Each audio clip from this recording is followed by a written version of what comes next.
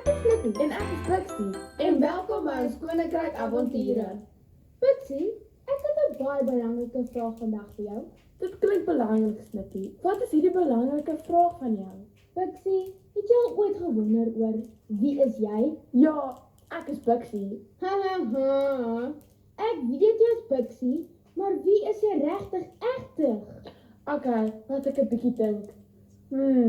Ek is jonk, ek is pragtig, ek is vinnig, ek is slim. Ek is 'n goeie vriend vir jou. Ja, dis wie ek dink ek is. Ja, al daardie mag dalk ook wees wie jy is. Maar ek wil ook vandag vir jou kom sê dat jy is wie jy is, ook in Jesus se oë. Okay, wat bedoel jy daarmee? Jy sien, Pixie, jy's mos 'n kind van jou ma en pa. Maar Pixie, omdat jy glo in Jesus, het jy ook 'n lewe as kind van God. Snippie, so ek is 'n kind van my ma en my pa en 'n kind van God, omdat ek in Jesus glo en dit is ook wie ek is. Ja, jy is heeltemal reg. Maar nou dat ons in Jesus glo, wil Jesus hê ons moet ook goed wees vir ander. Dit is ook ons werk. As kinders van God moet ons ook goed wees vir ander.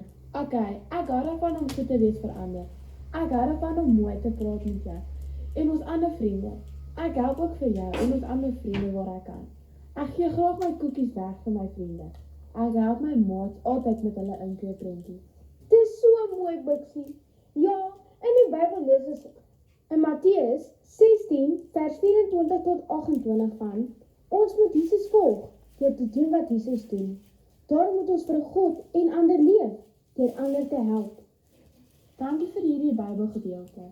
Hierdie gedeelte het my sommer nou kom help, sodat ek ander nog meer kan help. Dis mooi so, Pixie. Gaan doen dit. Maats, mag julle ook vir Jesus volg. En daarom vir God en ander te leef. Deur goeie dade van hulp. Bye,